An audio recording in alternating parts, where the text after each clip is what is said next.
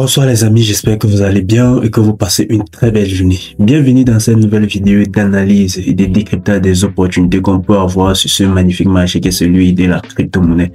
Aujourd'hui les amis, c'est un jeu spécial pour la communauté crypto car nous avons atteint les 115 000 $, les 116 000 $, les 117 000 $, les 118 000 $ les amis. Donc c'est juste magnifique pour ceux qui ont eu à patienter, pour ceux qui ont eu à persévérer, ouais, parce qu'on a vraiment traversé des périodes extrêmement difficiles, des périodes de doute. Nous nous sommes demandé à un certain moment, est-ce que c'était pas la fin du marché? Est-ce qu'une chute imminente n'était pas proche? Est-ce qu'on n'avait pas atteint les sommets? Vous voyez les amis, donc on s'est posé énormément de questions. Mais aujourd'hui, le marché nous donne raison, nous qui avons eu à patienter, nous qui avons eu à fait preuve de patience, les amis, nous qui avons fait preuve de persévérance, vous voyez.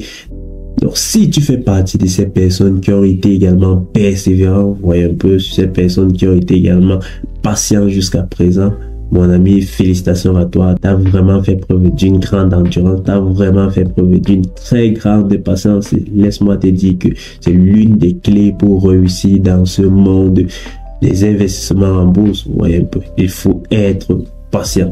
Donc mon ami, sans plus tarder, on va regarder ce qui se passe sur CryptoRebel. En tout cas, on va regarder les performances qu'ont enregistré les différents projets au-delà de ce qu'a enregistré le BTC. On va par la suite regarder ce qui se passe sur un plan purement technique. Donc on va essayer de analyser le contexte actuel sur un plan purement technique et donner nos prévisions. Est-ce que nous ne sommes pas sur un sommet historique? Est-ce qu'il faut prendre son profit aujourd'hui ou prendre une partie de son profit aujourd'hui, ou est-ce que on a encore des très grandes marges devant nous? Ouais les amis, donc on va essayer de répondre à cette question et essayer de regarder un peu ce qui a pu propulser, vous voyez un peu, ce BTC ce matin sur un plan purement fondamental. Donc les amis, sans plus tarder, je vais partager mon écran là. Donc je vais tout simplement aller sur CryptoBubble, les gars. Donc sur CryptoBubble, nous pouvons remarquer que c'est vraiment magnifique ce qui se passe aujourd'hui. On a des projets qui prennent en moyenne 10%. Vous voyez, on a des projets qui prennent en moyenne 10%. Le BTC, quant à lui, on va regarder le BTC qui prend 5,9% ce matin. Donc, et qui se négocie actuellement à 118 000 $. On a l'Ether qui prend 7,5%, vous voyez, et qui est passé bien évidemment au-dessus des 3 000 $, les amis. C'est une victoire également pour l'Ether, pour ceux qui ont eu à persévérer jusqu'à présent. Vous voyez, c'est une victoire énorme. Donc on a également des projets comme Arbitrum, en tout cas les tout, tu vois. On a également le projet comme Arbitrum qui prend 15% ce matin. Donc c'est juste magnifique. On a ce projet SEI qui prend 24% ce matin. Donc c'est juste magnifique, les gars. On a PP qui prend 14%. Donc en gros, c'est magnifique ce qui se passe sur les cryptos ce matin, les amis. Donc c'est juste magnifique. On a Avalanche 7%, c'est pas ouf, c'est pas très ouf du côté d'Avalanche, mais bon, ça reste également une performance à saluer. Ouais, on a Injective qui se démarque pas mal, 14%, c'est très beau. Vous voyez, c'est très beau pour Injective, les gars. On a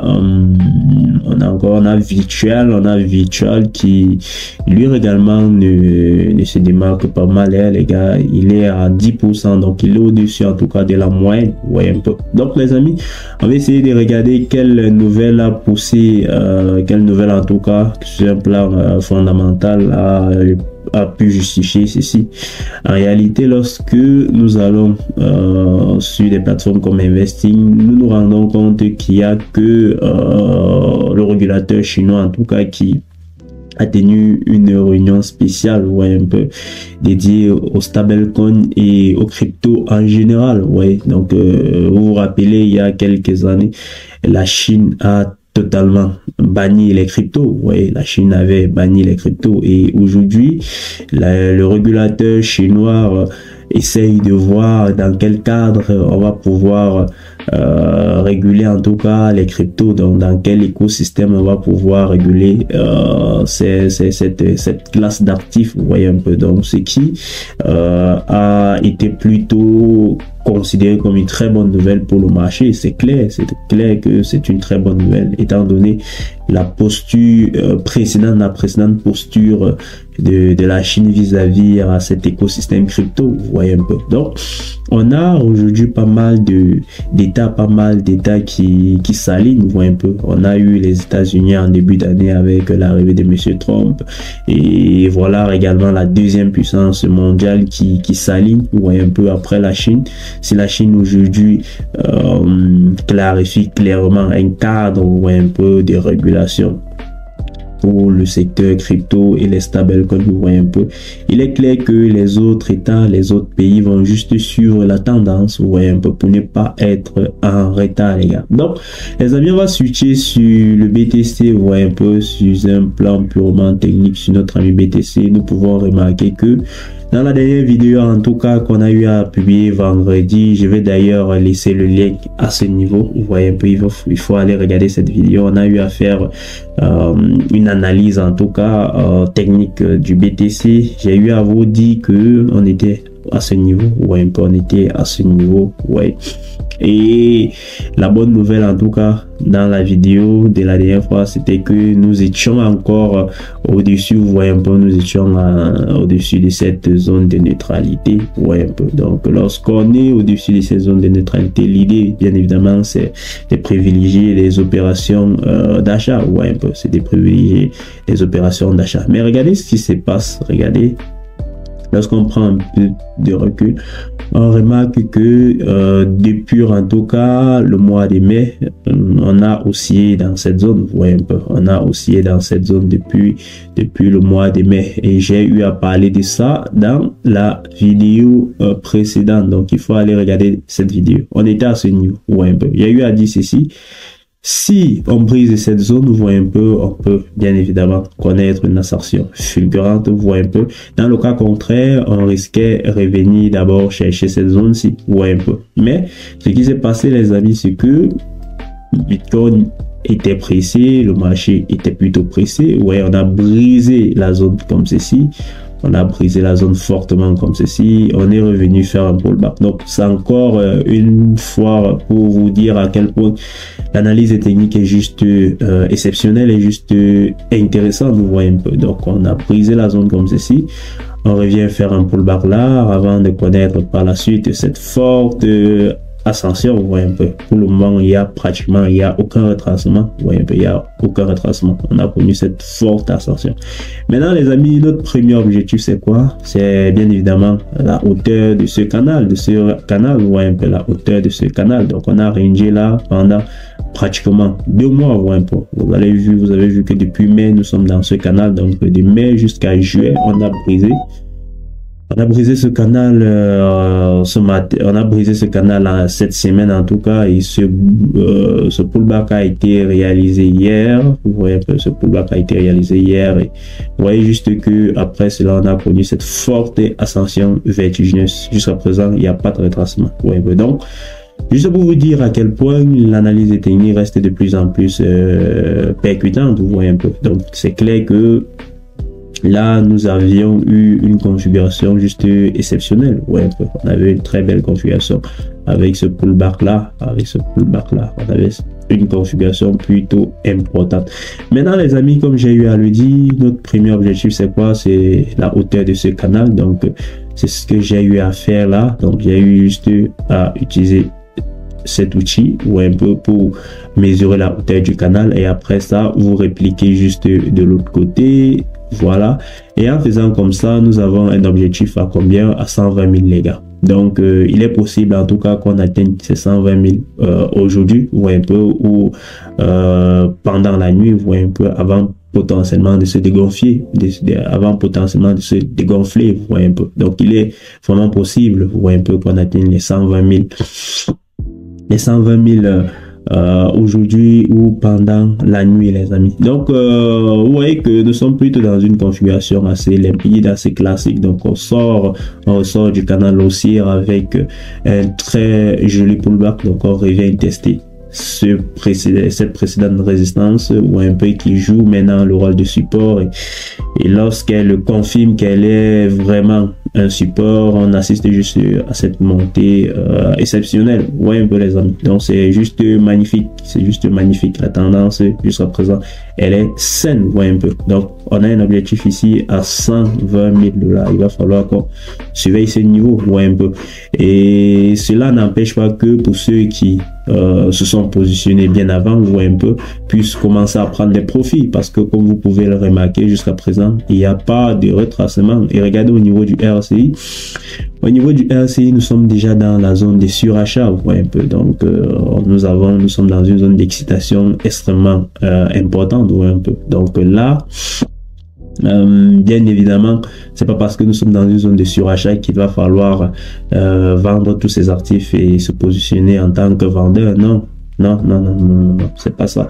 Lorsque nous sommes dans une zone de surachat, l'idée c'est de commencer à envisager prendre une partie des profits. Ouais, un peu. Bien évidemment, commencer à envisager prendre une partie des profits, mais il faut également savoir que nous pouvons faire 1 mois, 2 mois, 3 mois dans cette zone de surachat, et ça a été le cas les années précédentes avec cet actif qu'est le BTC. Ouais, un peu. Donc le BTC, on a connu des phases émotionnelles toujours extrêmement intenses. Vous voyez un peu. Donc on a vu le BTC durer plusieurs mois dans cette période ou dans cette période de suivante. Vous voyez un peu. Donc il faut juste commencer à prendre légèrement une partie des profits, vous voyez un peu, et comme j'ai eu à le dire, notre objectif reste les 120 000, vous voyez un peu.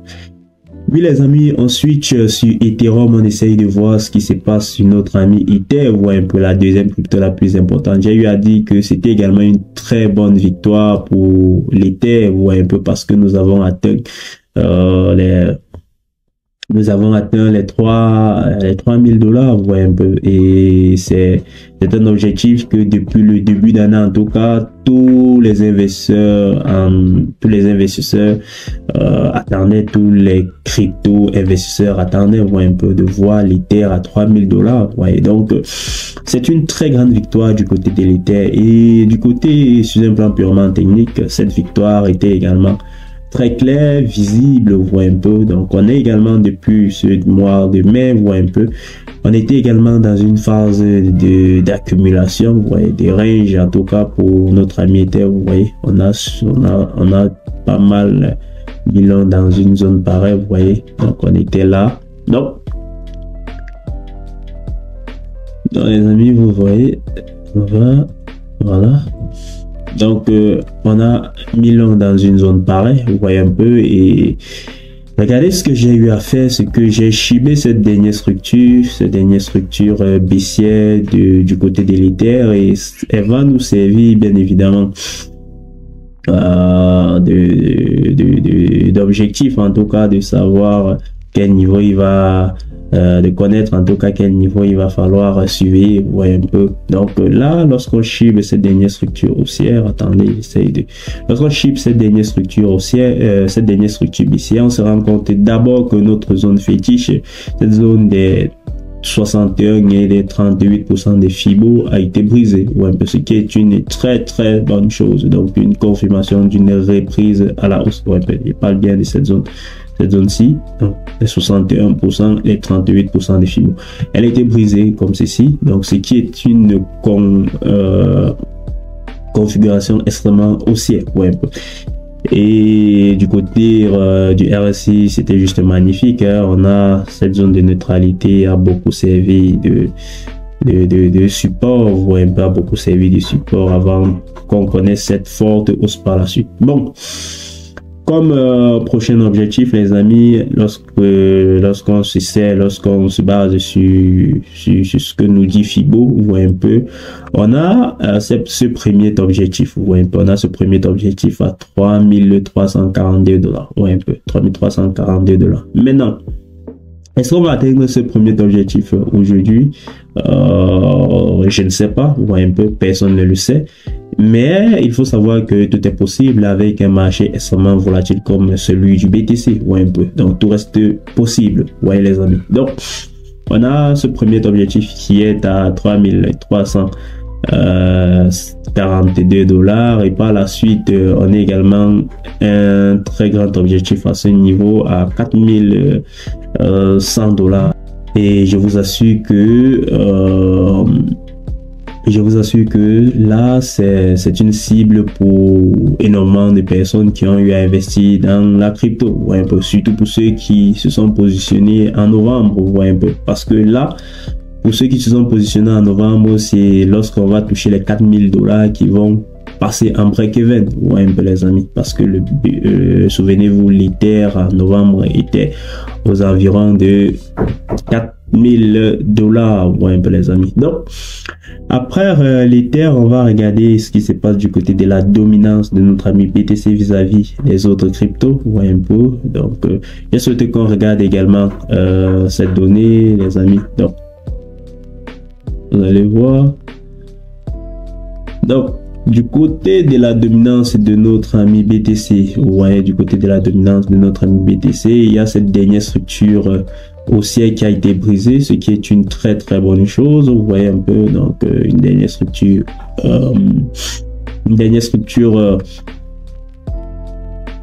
haussière qui a été brisée. Vous voyez, donc on est monté là, on avait ce support, cette ligne de tendance qui jouait le rôle de support. Vous voyez, elle a joué son rôle de support ici, elle a été brisée. On est revenu la tester en tant que résistance, et là, vous voyez un peu, elle a confirmé son rôle, son nouveau rôle de résistance. Vous voyez un peu. Et par la suite, on a connu juste cette forte baisse du marché. Ouais, on a plutôt connu cette forte baisse du marché. Déjà, c'est une très bonne chose, les gars. C'est une très bonne chose. Mais ce qu'il va falloir surveiller de très près, les gars, c'est cette zone fétiche des Fibo. Ouais, un peu. Donc, il va falloir, l'idée, c'est vraiment de briser cette zone. Ouais, un peu. C'est vrai que du côté du RSI, nous sommes déjà dans une zone de vente, ouais, c'est une très bonne chose, ouais, un peu. Nous sommes déjà dans une zone de vente, mais l'élément game changer, vraiment, les gars, va être la cassure de cette zone fétiche des Fibo, donc cette zone des 61 ou 38% des Fibo. Donc, si l'on brise cette zone, je vous assure, les amis, on va connaître vraiment une forte accélération baissière par la suite, vous voyez les gars. Donc il va falloir vraiment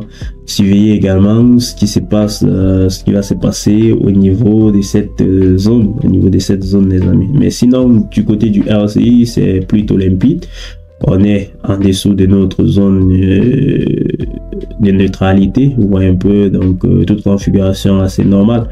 Et la bonne chose, c'est que ceci s'est fait avec un BTC à la hausse et les autres cryptos à la hausse également. Donc ça montre juste que le BTC, bien que le BTC ait eu à progresser ces derniers jours, les alts ont superformé le BTC. Vous voyez un peu, les alts ont superformé le BTC. Vous voyez un peu, les amis. Donc les gars, je pense que on va s'arrêter là. Donc on va s'arrêter là, et pour ceux qui ne sont pas encore abonnés à notre chaîne, les amis, abonnez-vous. Je ne sais pas ce que vous attendez. Abonnez-vous. Et sachez que il y a la vidéo à titre récapitulatif, vous voyez, de tout ce qui s'est passé au courant de la semaine sur la bourse en général qui arrive. Donc il va falloir la regarder, vous voyez un peu.